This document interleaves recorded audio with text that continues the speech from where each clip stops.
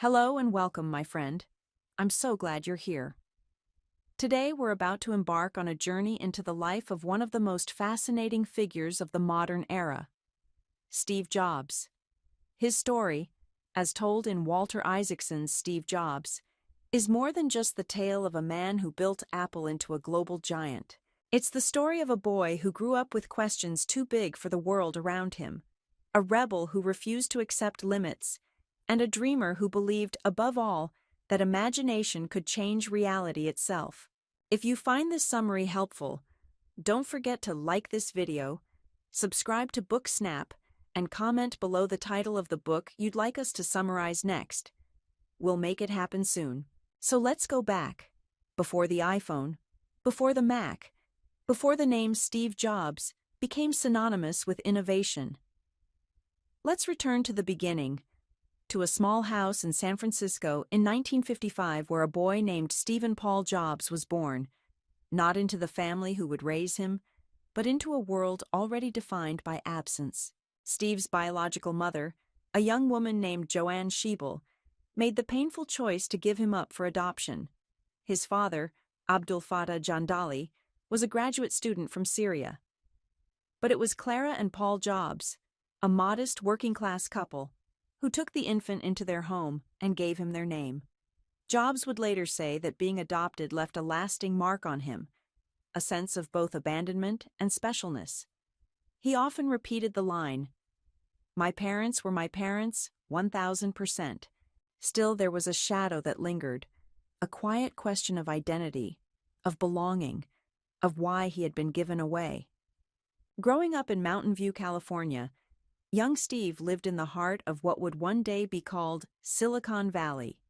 His father, Paul, was a machinist and mechanic, a man of his hands, who taught Steve how to take apart electronics, to see how things worked, and most importantly, to care about craftsmanship.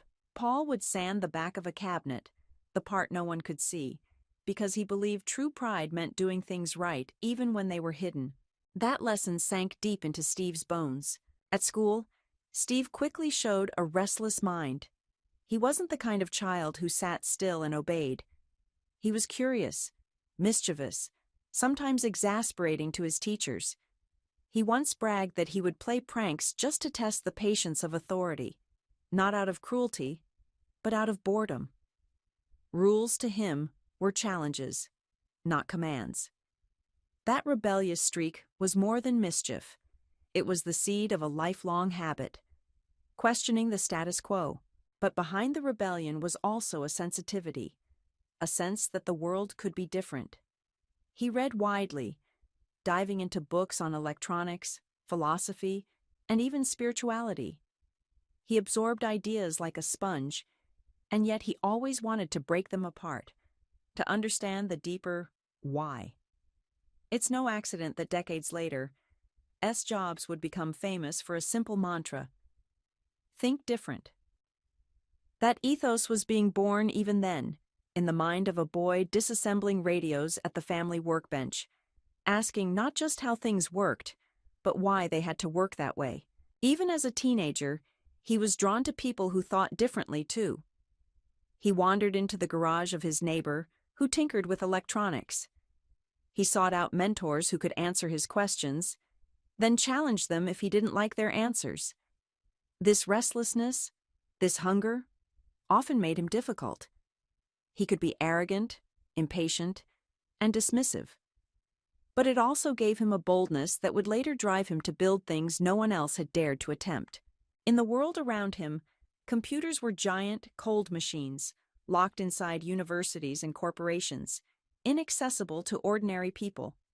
To most, they were intimidating boxes of wires and lights. To Steve, they were portals, magical devices that could change how people thought, created, and lived. He didn't see transistors. He saw possibility. What made Jobs unique was not just intelligence, but imagination combined with intensity. He could take a walk in the orchards of Los Altos, barefoot, talking for hours about the future, and then go home and spend the night obsessing over the shape of a circuit board. He lived in extremes: spiritual seeker on one side, relentless perfectionist, on the other. This first chapter of his life sets the tone for everything that follows. The boy who felt abandoned became the man who demanded absolute loyalty. The teenager who questioned authority became the CEO who would never accept no as an answer. And the young dreamer who stared up at the California sky, imagining a bigger world, became the visionary who helped put 1,000 songs in your pocket and a computer in your hand. The story of Steve Jobs begins not with wealth or privilege, but with curiosity, rebellion, and a sense that life could, and must, be lived on your own terms. And it is this conviction, born in a suburban garage and carried into boardrooms and design studios, that would ignite a revolution and reshape the world. As Steve grew into his teenage years, the restless spark inside him only burned hotter. School felt suffocating. The rows of desks, the rigid rules, the teachers who demanded obedience instead of curiosity. He hated being told what to do. He once confessed that he would purposely act out, pulling pranks that ranged from setting off explosions in classrooms to releasing snakes into the school. To him, these weren't just childish antics. They were experiments, ways of pushing against boundaries, of testing the world to see where it bent and where it broke. In suburban California, the landscape itself seemed to encourage this rebellious streak. Mountain View and Cupertino weren't yet the tech meccas we know today. They were orchards, wide-open spaces where kids could roam freely. But in the garages and basements of this community, a different kind of frontier was being mapped. Engineers and hobbyists were tinkering with circuits, radios, and primitive computers. Steve was fascinated. He saw magic in wires and microchips, a way to give life to ideas, a way to bend reality through sheer imagination. At school, one teacher changed everything for him. A man named Imogene Hill, one of the rare educators who saw through Steve's rebellious surface, recognized his hunger to be challenged. She bribed him with candy bars and allowed him to take on projects far beyond his grade level. For the first time, Steve felt that someone believed in his potential. That trust unlocked a deeper sense of purpose in him. A belief that, when given the right environment, he could do extraordinary things. But the young Steve wasn't just a budding engineer. He was also a seeker. He was drawn to art, to calligraphy, to the aesthetics of design. He became fascinated with countercultural movements, experimenting with meditation, diets, and alternative lifestyles. He would later travel to India, barefoot and searching for enlightenment, exploring the intersection between spirituality and technology. For Steve, there was no contradiction between building machines and seeking meaning. He saw them as one and the same journey. Both were about pushing the boundaries of human experience. At the same time, his rebellious nature often alienated those around him. He could be cutting, dismissive, even cruel, as if his sharp tongue was another tool for testing the strength of people's convictions. Friends admired his brilliance, but sometimes feared his intensity. Yet those who stayed close sensed something extraordinary. A young man who could dream at a scale that made others uncomfortable, but who carried within him the possibility of reshaping the future. In the quiet moments, Steve would reflect on his adoption, on the questions that lingered. Who was he really? Why had his birth parents given him away? Those thoughts fueled his intensity. He wanted to prove, to himself and to the world, that he was chosen for a reason, that he was destined for something greater. It was during these restless, searching years that fate introduced him to someone who would become both partner and foil, complement and contrast. Steve Wozniak, a shy, gentle, technical wizard with a love for electronics and pranks that matched Steve's own mischievous spirit. Woz was the engineer. Jobs was the dreamer. Together, they would light a spark that would set the stage for a revolution. But before that, Jobs had to learn that rebellion is a double-edged sword. Breaking the rules could lead to breakthroughs, but it could also burn bridges. His young life was already teaching him a lesson he would revisit again and again. Greatness demands daring, but it also requires wisdom about when to push and when to pause. It was in the suburban sprawl of Silicon Valley that Steve Jobs' restless energy finally met its perfect counterbalance. The meeting with Steve Wozniak, Woz as everyone called him, would become the hinge on which the door of Jobs' destiny swung open. Woz was everything Steve wasn't. Where Jobs was fiery, mercurial, and prone to sudden bursts of charisma or cruelty, Wozniak was gentle, shy, and deeply immersed in the quiet world of circuits and codes. Woz loved machines the way some people love poetry.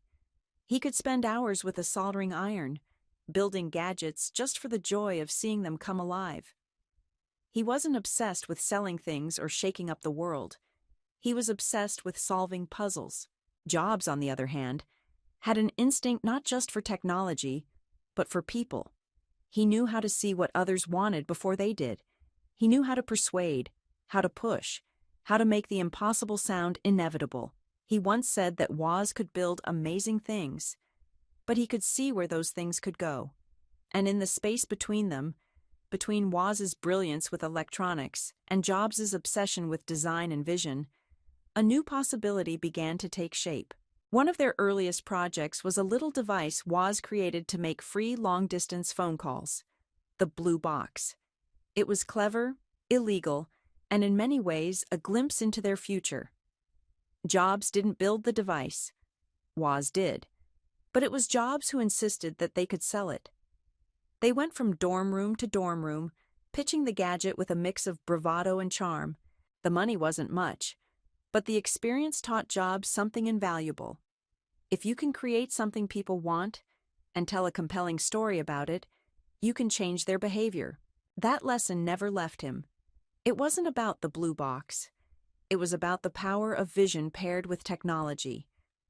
Jobs later said that without the blue box, there might never have been an Apple. It gave him the confidence to believe he could sell not just devices, but ideas. What bonded Steve and Woz even more was their shared love of mischief. They delighted in pranks, in pushing boundaries, in making authority figures uncomfortable. But while Woz was content to delight himself, Jobs always wanted to scale things up. If Woz could make a gadget that amused a few friends, Jobs wanted to put it in every dorm, every home, every city. He wasn't satisfied with tinkering in obscurity. He wanted to reshape the culture. That's what made their partnership magical. Woz had the technical mastery. Jobs had the audacity. Woz built, Jobs envisioned. Woz saw what could be engineered. Jobs saw what could be sold. Together, they were more than the sum of their parts. As their friendship deepened, Jobs began to feel that he had found someone who could help him turn his restless energy into creation. He no longer had to rebel just for rebellion's sake.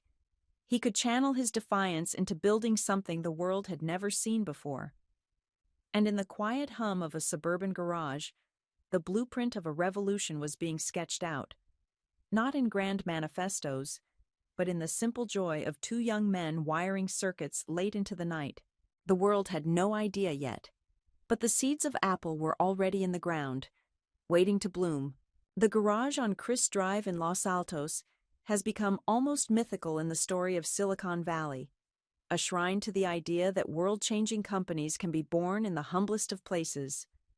But in the early 1970s, it was just a suburban garage with oil stains on the floor, a workbench cluttered with wires, circuit boards, and soldering irons, and two young men working late into the night, fueled by ideas, pizza, and an almost reckless belief that they could change the world. Steve Jobs was the dreamer, the evangelist. Steve Wozniak was the engineer, the wizard. The first fruit of their collaboration was the Apple Wars, a modest machine, really just a circuit board without a case or keyboard. Most people saw it as a curiosity, but Jobs didn't just see wires and chips. He saw the possibility of bringing computers out of corporate labs and into people's living rooms. He saw a future where technology wasn't confined to specialists in white coats, but became part of everyday life. It was Jobs' idea to sell the Apple I not as a kit for hobbyists, but as a fully assembled product. That, at the time, was radical. Computers weren't appliances, they were puzzles for engineers. But Jobs wanted to make technology beautiful, accessible, even friendly. He convinced a local computer store, the Byte Shop, to order 50 units. He and Woz built them by hand in the garage, working tirelessly, night after night. It wasn't glamorous. They were literally hammering pieces together on a wooden table. But there was magic in that chaos, a sense that they were building not just machines, but a movement. Then came the Apple II. If the Apple I was a sketch, the Apple II was the masterpiece. It had a plastic case, color graphics, and it looked, for the first time, like something that could belong in a home rather than a laboratory. This was the moment that would define Apple's future. The Apple II wasn't just a computer. It was a promise. A promise that technology could be elegant, simple, and personal. It could be a bicycle for the mind, as Jobs liked to say, a tool to amplify human potential. The world responded. The Apple II became one of the first mass-produced, highly successful personal computers, selling millions of units and making Jobs and Wozniak wealthy beyond their imagination. But money for Jobs was never the point. What mattered was the validation. The world wanted what he envisioned. The garage project had turned into a company, and that company was now shaping the future of technology. And yet, inside Apple, something else was happening. The same intensity that fueled Jobs' vision also created friction. His perfectionism, the demand that every product, every detail, be insanely great, inspired some and exhausted others. He would berate employees, push them beyond their limits, and demand loyalty at all costs. People who worked with him described the experience as both exhilarating and brutal. In those early days, the tension between creation and destruction was already visible. On one hand, Jobs' unrelenting standards gave birth to machines that felt like works of art. On the other hand, his volatility left scars, alienated colleagues, and began to sow conflict inside the company. But for now, in the glow of the Apple II's success, the garage dreamers had done the unthinkable. They had taken on giants like IBM and Hewlett-Packard and carved a space for a new kind of computer. They weren't just building hardware, they were building a vision of the future. And at the center of it all was Steve Jobs, a young man in his 20s, barefoot in the boardroom, determined to prove that his imagination could reshape the world. The boy who once tore apart radios in his father's garage was now creating machines that would sit in millions of homes. But this was just the beginning. Jobs wasn't content with good. He was already restless again, already imagining something greater, something sleeker, bolder, more human. And that vision would soon take the shape of a revolutionary device that changed everything: the Macintosh.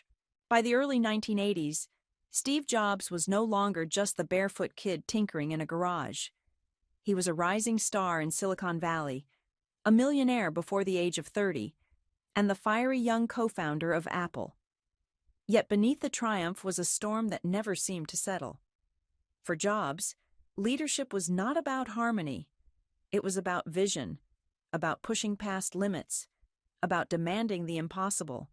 And often that meant being both a visionary and a tyrant. He had a gift that some described as magical and others as manipulative, the infamous reality distortion field. When Jobs spoke, people felt pulled into his orbit, as if the laws of physics bent to his will. He could look at an engineer and insist on a feature that seemed impossible, then stare them down until they believed, against their better judgment, that maybe, just maybe, they could pull it off. More often than not, they did. That was the paradox of Steve Jobs.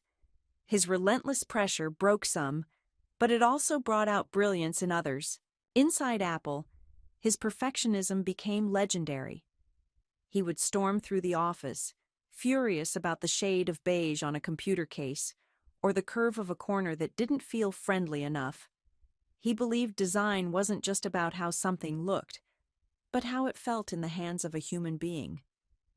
"Details matter," he would bark. "It's in the details that true artistry lives." For Jobs, every product was an extension of the soul of its creators. And if even one piece was sloppy, the whole vision collapsed. But that drive came at a cost. Colleagues admired him and resented him in equal measure. Some described him as a genius who could see the future. Others called him cruel, manipulative, even impossible. He could be charming one moment, vicious the next. He divided people into heroes and bozos, with no middle ground. If you weren't with him, you were irrelevant. Yet those who endured his wrath often found themselves achieving more than they ever thought possible. He had a way of unlocking potential through sheer force of belief. His criticism could sting, but when Jobs finally smiled, when he finally said, "This is insanely great," it felt like winning a war. This duality, the visionary and the tyrant, was at the heart of Steve Jobs. It made him magnetic to some, unbearable to others.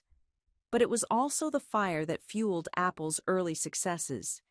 He refused to compromise. He would rather delay a product, scrap a design, or start over from scratch than release something mediocre. To him, good enough was a betrayal. Only perfection could change the world. But his insistence on absolute control clashed with the growing demands of Apple as it became a public company. Investors wanted profits. Managers wanted predictability. Jobs wanted beauty, elegance, and disruption. He wasn't building machines. He was building a vision, and not everyone could see it. At 29, Jobs stood at the edge of a precipice. He had already achieved more than most could dream of. But his leadership style, that combustible mix of genius and tyranny, was beginning to turn the company against him. The world was about to watch a man who thought he could bend reality face the one force he could not control: the politics and power struggles of his own creation. The stage was set for his greatest gamble yet: the creation of a computer that would embody everything he believed about technology, art, and human potential. A machine that would be as beautiful as it was powerful. A machine that would be called the Macintosh. The dream of the Macintosh was more than a product idea. It was Steve Jobs' declaration of what technology could be. He envisioned a computer that wasn't just for engineers or corporations, but for anyone. A machine that didn't speak in lines of code, but in images, icons, and the universal language of design. For Jobs, the Macintosh would be a revolution, the computer for the rest of us. He poured himself into the project with a ferocity that both inspired and terrified his team. To him, deadlines weren't suggestions. They were acts of destiny. He told his engineers that they could make the impossible real if they simply refused to accept limitations. When they protested that something couldn't be done, he would lean in, eyes blazing, and insist, "Don't be afraid. You can do it." His reality distortion field was in full force, bending logic, stretching timelines, and compelling his team to go beyond what they believed possible. Every detail mattered. The Macintosh couldn't just function. It had to be beautiful. Jobs obsessed over fonts, demanding that the typefaces feel elegant and human. He insisted on the computer's box being as carefully crafted as a piece of fine furniture, recalling his father's lesson about sanding even the back of a cabinet no one would ever see. The Mac's icons had to be friendly, inviting, almost playful. Computers, Jobs believed, should spark joy, not intimidation. The team worked around the clock, sleeping under their desks, surviving on pizza and caffeine, driven by Jobs' impossible standards and their own growing belief that they were part of something historic. Some compared the atmosphere to a cult. Others described it as a war zone. People would leave Apple in tears, only to be called back, convinced by Jobs that they still had greatness inside them. Finally, in 1984, after years of obsession, the Macintosh was ready. To launch it, Jobs didn't just plan a press release, he orchestrated a spectacle. At the Super Bowl, an iconic advertisement aired, a lone runner hurling a hammer through a screen where a dictator droned, promising liberation from conformity. On January 24th, Apple Computer will introduce Macintosh, and you'll see why 1984 won't be like 1984. It was a bold shot across the bow of giants like IBM, casting Apple as the heroic rebel against a world of uniformity. The launch event itself became the stuff of legend. As Jobs unveiled the Macintosh, the computer came alive on screen, speaking to the audience in its friendly, robotic voice. The crowd erupted in applause, not just for a machine, but for what it represented, a new era where creativity and technology were inseparable. For a moment, Jobs' vision had triumphed. The Macintosh had changed the game. But as the cheers faded, the hard reality of business returned. The Mac was brilliant, but it was also expensive, underpowered, and difficult to expand. Sales faltered. Jobs, still relentless and uncompromising, clashed with Apple's CEO, John Sculley, the very man he had recruited to help run the company. Their battle wasn't just about strategy, it was about philosophy. Jobs wanted to push boundaries and create art. Sculley wanted stability and profits. The tension escalated until it reached a breaking point. In 1985, after a dramatic boardroom showdown, Steve Jobs was stripped of power and forced out of Apple, the company he had built in his parents' garage, the dream he had nurtured from boyhood. For Jobs, it was devastating. He later admitted, "It was awful, tasting like medicine. But I guess the patient needed it." He was only 30 years old, but his first great act was over. And yet, as painful as it was, this exile would become the crucible in which he reinvented himself, setting the stage for his most extraordinary comeback. The year was 1985, and the unthinkable had happened. Steve Jobs, the boy who once sold computers out of a garage, the visionary who had ignited the Macintosh revolution, was no longer part of Apple. He had been pushed out of his own company after a brutal power struggle with John Sculley and the board. For Jobs, it wasn't just a professional setback, it was a personal humiliation. He later described it as being publicly fired, exiled from the very dream he had poured his soul into. In those first months after leaving Apple, he wandered in a fog. The world saw a fallen star, a young man who had flown too high and burned out. But inside, something unexpected began to happen. Jobs realized that as much as he had loved Apple, being pushed out freed him. He was no longer the boy king responsible for steering a giant corporation. He was once again a seeker, an entrepreneur at the beginning of a journey. It was as though fate had handed him back the blank canvas of that old Los Altos garage. Out of this painful exile, 2 new ventures were born. The first was Next, a computer company dedicated to building a machine so powerful, so beautifully designed, that it could revolutionize higher education and research. Jobs invested much of his own fortune, pouring his perfectionism into every detail, from the black magnesium cube of the Next computer to the elegance of its software. Though Next would struggle commercially, the technologies it pioneered would one day become the foundation for Apple's revival. At the same time, Jobs took a gamble on a small graphics company he purchased from George Lucas. He renamed it Pixar, believing that computers could not only calculate and compute, but also create art that touched the human heart. At first, Pixar floundered, unable to find its footing in the hardware market. But Jobs' stubbornness and his willingness to bankroll the company even as it lost money kept it alive long enough to take a daring leap into animated films. The result would be Toy Story, the world's first feature-length computer-animated movie, and the beginning of an empire that would transform entertainment forever. This period of Jobs' life was one of reinvention, but also one of pain. He struggled with personal relationships, clashed with colleagues, and wrestled with his own demons. Yet out of the ashes of his downfall, he began to understand something deeper. Failure was not the end. It was fuel. It was, as he put it, the medicine he needed to rediscover the joy of creating. Jobs' exile taught him humility, or at least as close to humility as he could come.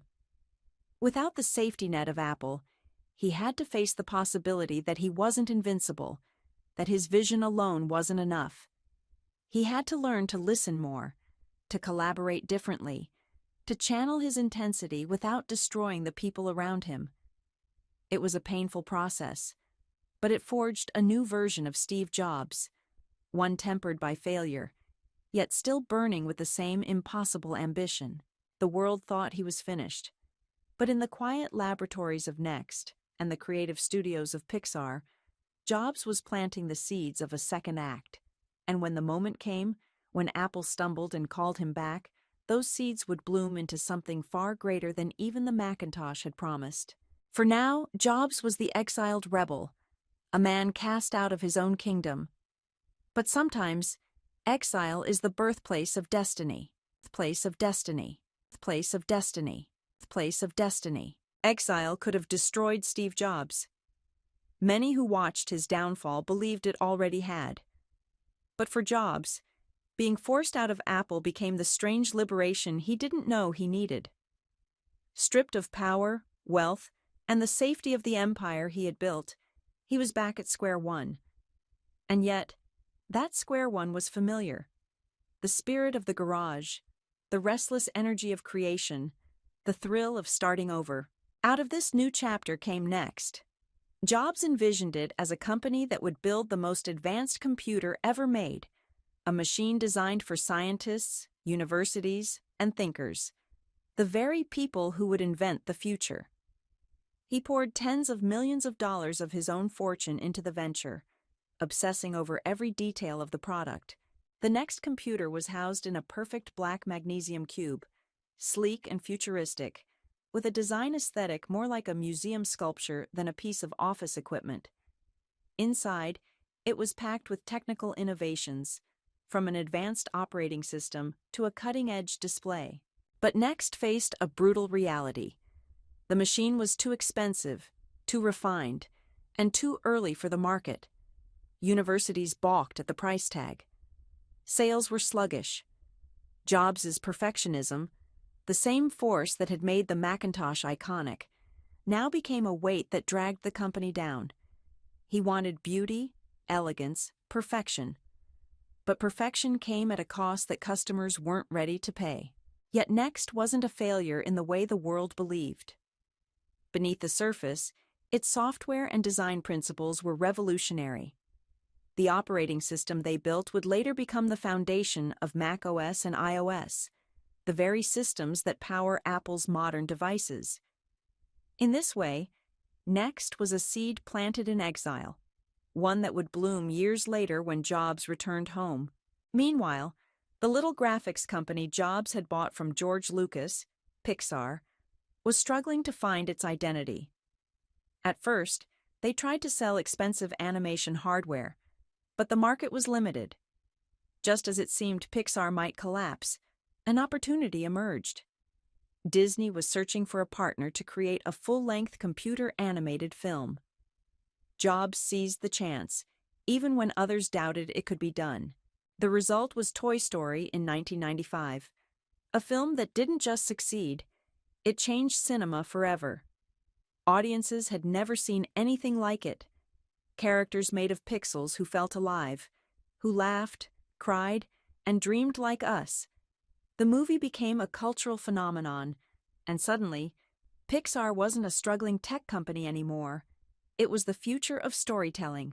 For Jobs, Pixar was proof of something he had always believed.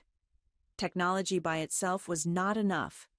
The magic happened when technology was married to creativity, when code met art, when circuits served the human spirit. This was his philosophy incarnate, and Pixar's success validated it on a global stage. During this time, Jobs also found something else he had long sought: love and family.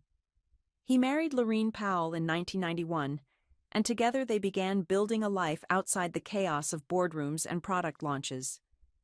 For a man who had spent his early life feeling abandoned, this was healing.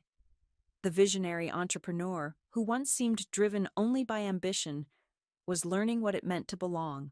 Yet even in these years, Jobs never stopped thinking about Apple. Though he rarely admitted it, the company was always in his heart, a wound and a dream all at once. And fate, as if it had been waiting, was preparing a twist. Because as Next and Pixar carved their place in the world, Apple, the company Jobs had created and then lost, was crumbling. Sales were falling, products were uninspired, and the once great pioneer of personal computing was on the brink of collapse. And so, in one of the most remarkable turns in business history, the exiled founder would be called back to save the empire that had cast him out. What followed would be nothing less than a resurrection, and the world would never look at technology the same way again. By the mid-1990s, Apple was a fading star. Once the darling of Silicon Valley, the company had lost its edge. The products were clunky, uninspired, and uninventive. The vision that had once set Apple apart was buried under layers of bureaucracy and internal conflict. Competitors like Microsoft dominated the market, and many believed Apple's story was reaching its end. The company was bleeding money, struggling to survive, and its identity as a pioneer seemed to have vanished. But in 1997, desperation led Apple back to the man it had exiled, Steve Jobs.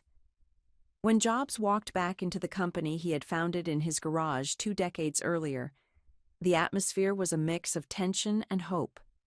Could he really save Apple? Or was he returning to preside over its final days?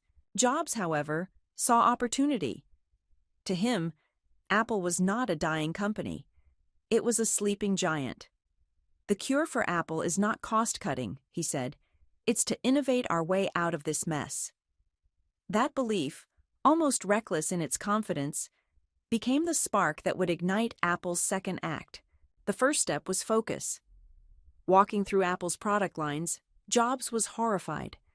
Dozens of computers, printers, and accessories cluttered the company's catalog, most of them mediocre, none of them defining.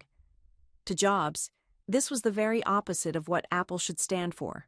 He walked into a meeting with a marker, drew a simple 2x2 grid on a whiteboard, and told his team, "We're going to make 4 great products: a consumer desktop, a consumer laptop, a professional desktop, and a professional laptop. That's it. Everything else is gone." It was ruthless. Entire projects, some of which had consumed years of work, were cut overnight.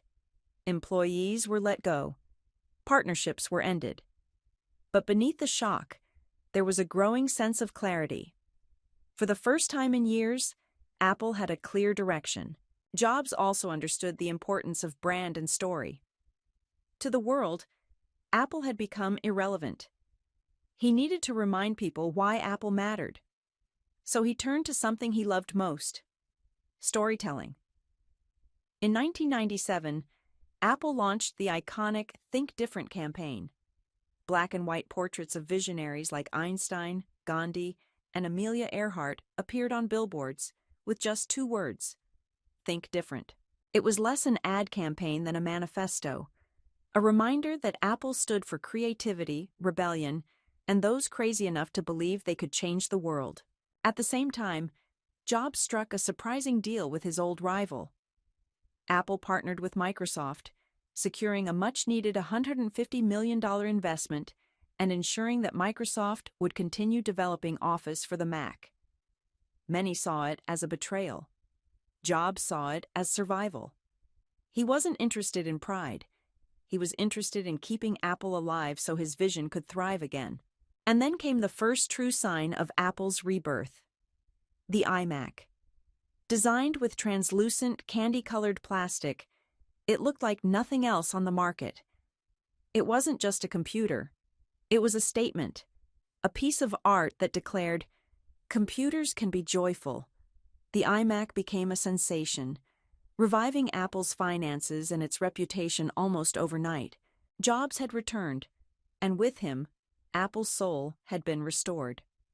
But this was only the beginning. He wasn't here just to save the company.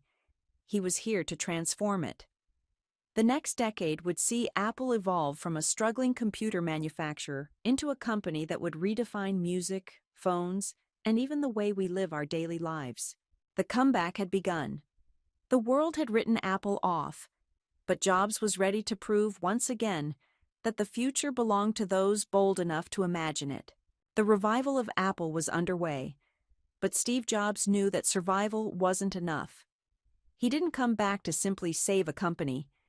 He came back to make Apple great, and greatness, for him, was inseparable from beauty. He believed with religious fervor that simplicity was the ultimate sophistication.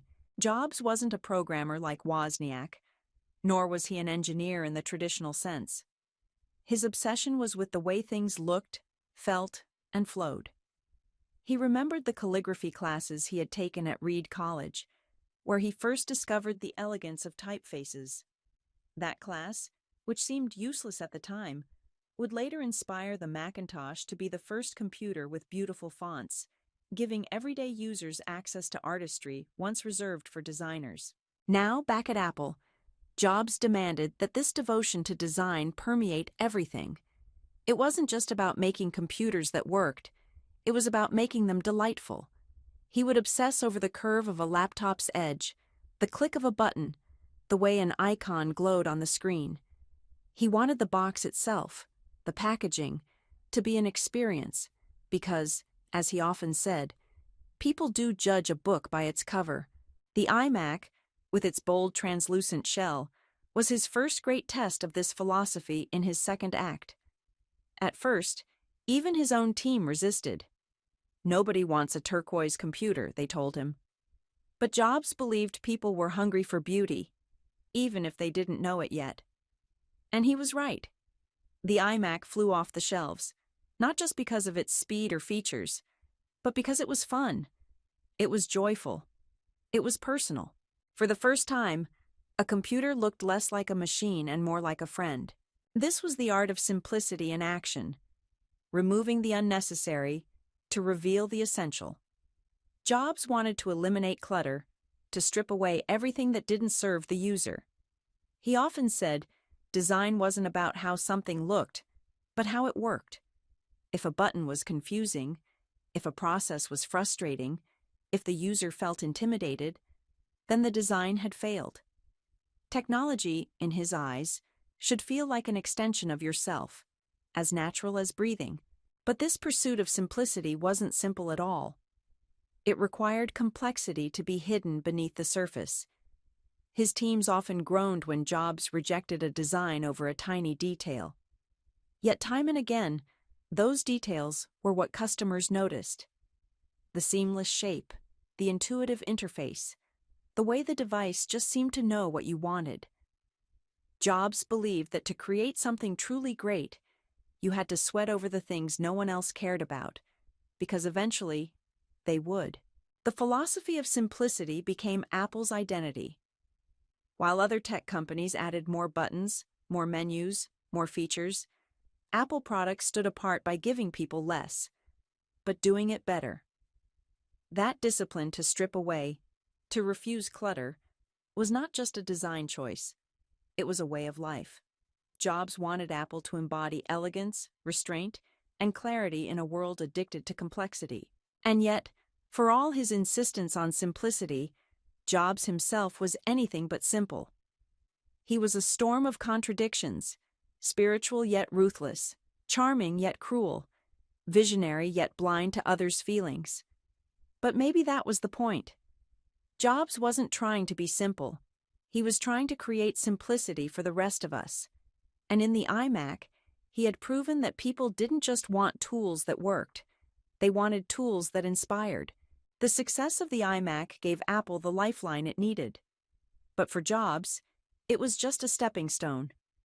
He wasn't satisfied with saving Apple. He wanted to transform it into the most innovative company in the world. And soon, he would push his team into the heart of his reality distortion field once again, driving them to create products that would not just improve lives, but redefine them. Steve Jobs' colleagues often joked about it, but they also feared it.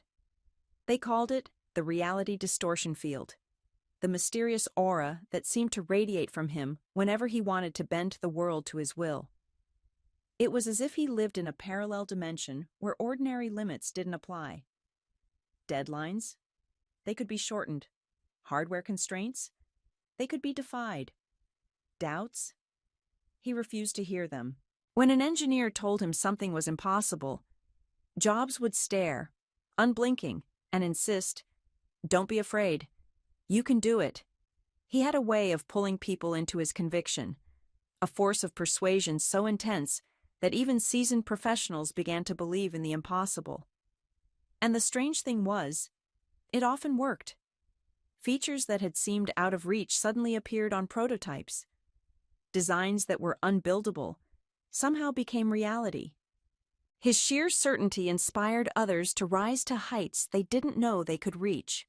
But the reality distortion field had a darker side. It could inspire, yes, but it could also manipulate.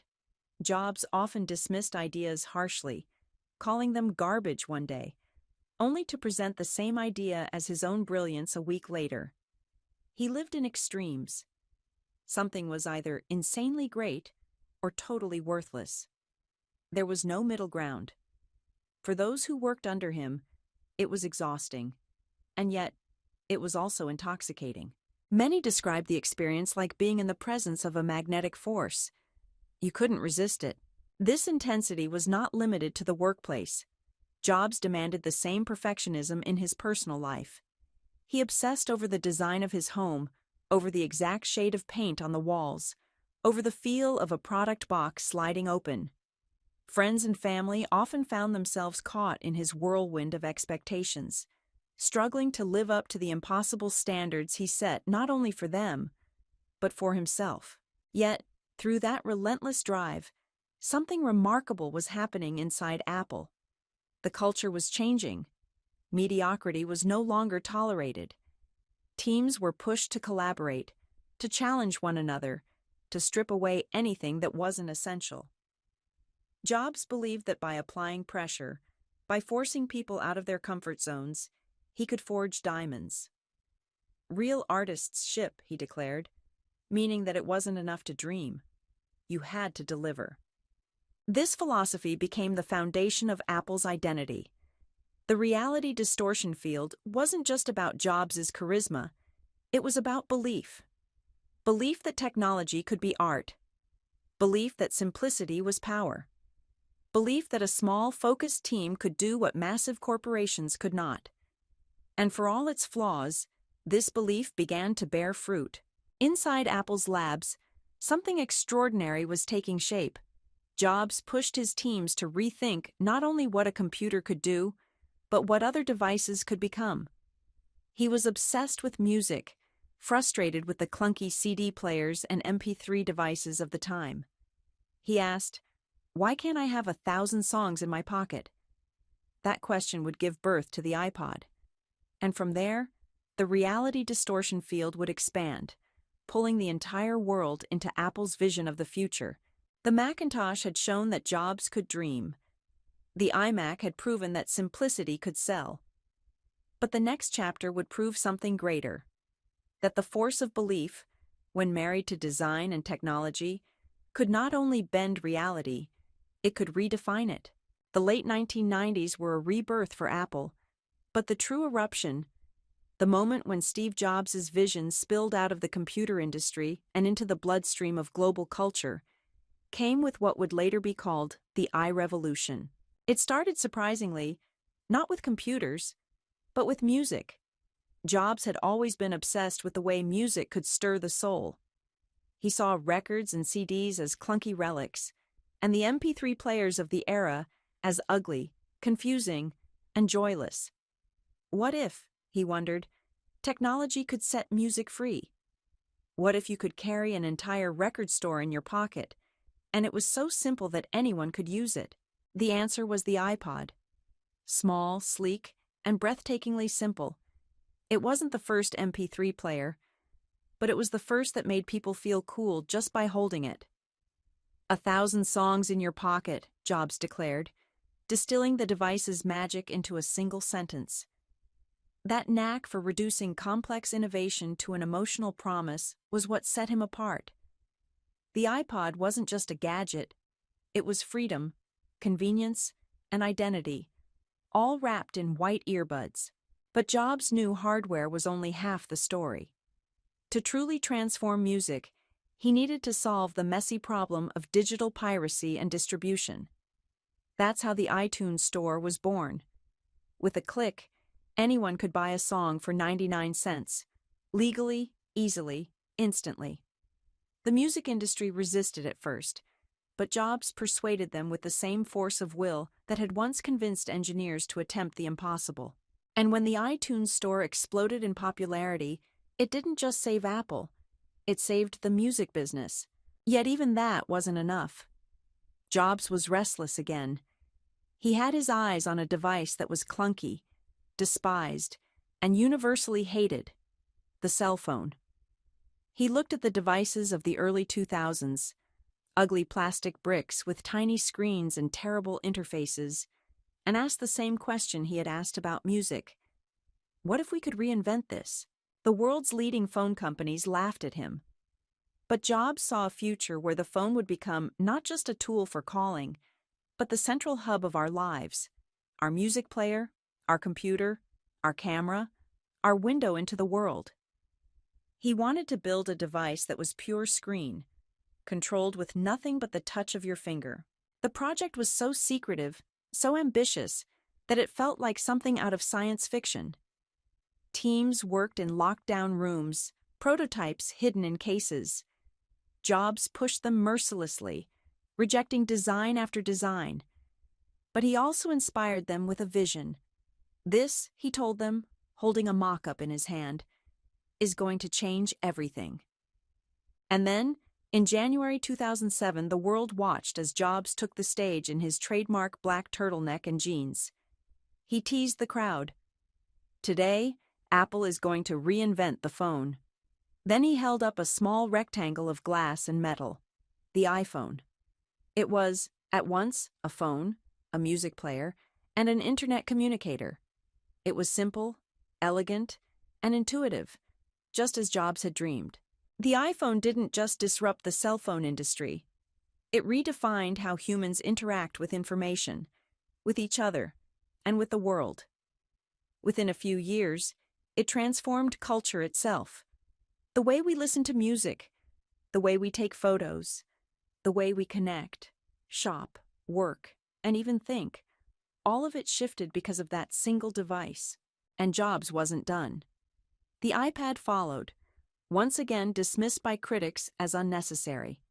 Who needs a bigger iPhone, they scoffed. But Jobs knew better. He believed in the potential of a screen that felt like holding the internet in your hands. When the iPad finally launched, millions flocked to it, and a new category of personal computing was born. This era, the iPod, iTunes, the iPhone, the iPad, was the culmination of everything Jobs believed. Technology could be more than functional. It could be beautiful. It could be intuitive. It could inspire creativity, unlock potential, and connect people in ways they had never imagined. The iRevolution was not just about gadgets. It was about reshaping how humanity lives, works, and dreams. But even as Apple soared to heights no one thought possible, Jobs himself was facing an enemy far more formidable than IBM or Microsoft. In his own body, a storm was gathering, one that no reality distortion field could keep at bay. Even as the world marveled at the iPod, the iPhone, and the iPad, Steve Jobs was quietly waging a battle that no keynote, no product launch, and no design breakthrough could conquer. In 2003, doctors discovered that he had a rare form of pancreatic cancer. Jobs, the man who had always lived with a sense of invincibility, suddenly had to face the fragile truth of mortality. At first, true to his nature, he resisted the traditional path. He experimented with diets, alternative therapies, and spiritual remedies. He believed, perhaps stubbornly, that he could bend reality the way he always had, that sheer willpower and discipline could alter even biology. For months he delayed surgery, hoping he could control the disease through his own choices. But eventually, he conceded. Surgery removed the tumor, but the shadow of illness never fully disappeared. It was a reminder every day that time was not infinite. This confrontation with death reshaped him, even if subtly. Jobs had always spoken of living with urgency, of following your passion, of never settling. But now those ideas carried weight not as philosophy, but as necessity. In a famous Stanford commencement speech, he told graduates, "Remembering that you are going to die is the best way I know to avoid the trap of thinking you have something to lose. You are already naked. There is no reason not to follow your heart." It wasn't a line crafted for effect. It was the distilled essence of a man staring mortality in the face. In his personal life, Jobs had also found anchors he had long been missing. His marriage to Lorene Powell brought stability and a deep, enduring love. Together, they raised their children, giving Jobs a chance to be the father he had never truly known himself. Family softened him in ways Apple never could. His daughter Lisa, from a complicated earlier relationship, became part of his life again after years of estrangement.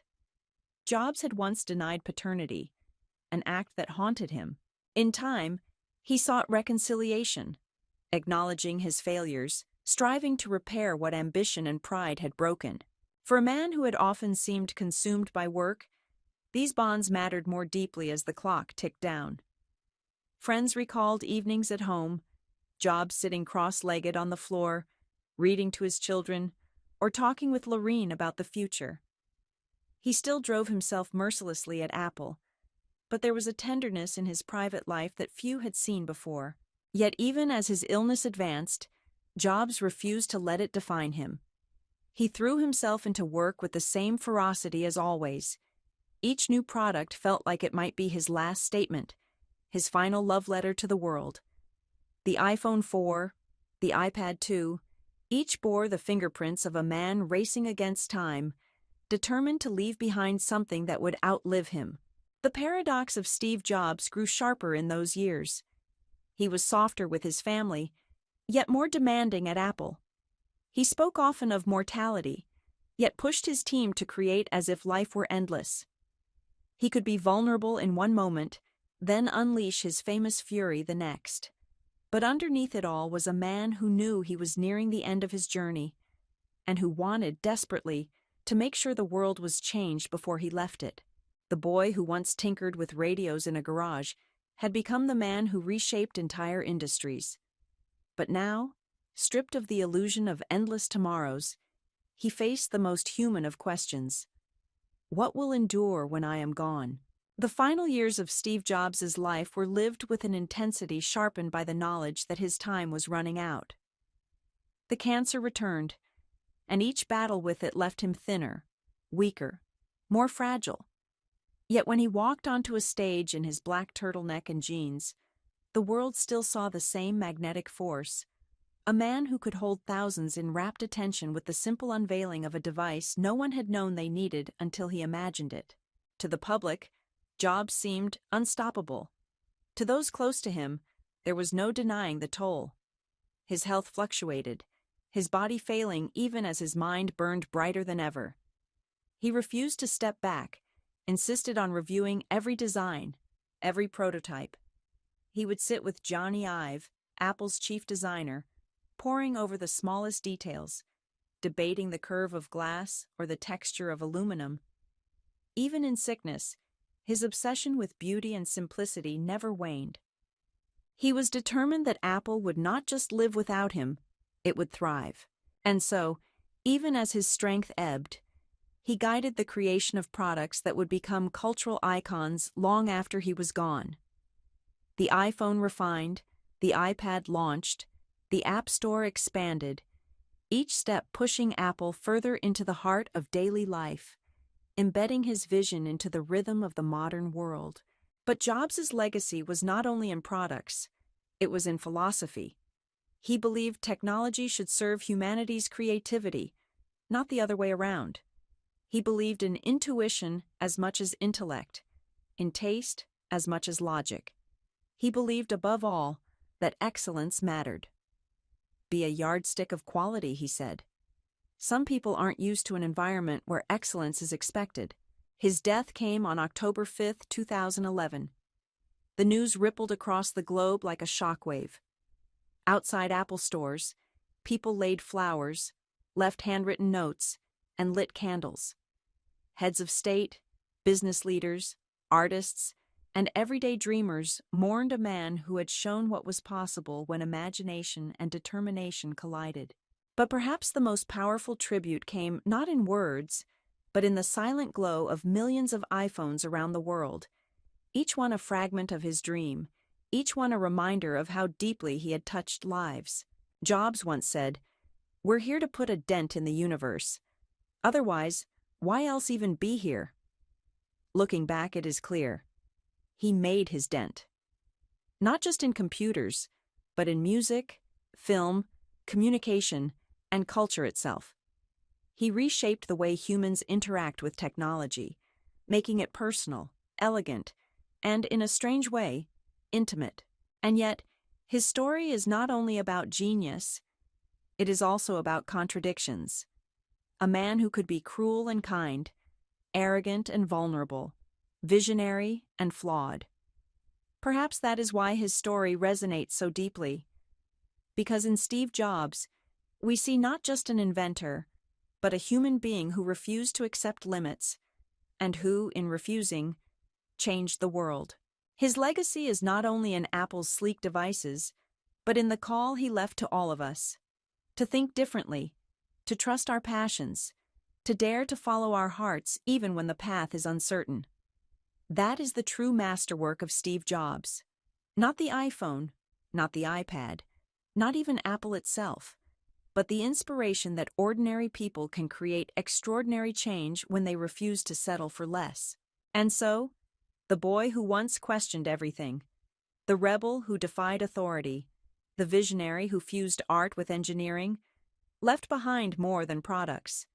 He left a story, a philosophy, a challenge. To live boldly, to create fearlessly, to leave the world richer than you found it. That was Steve Jobs' final gift, and it is one that continues to shape the world today. Shape the world today. Shape the world today. Shape the world today.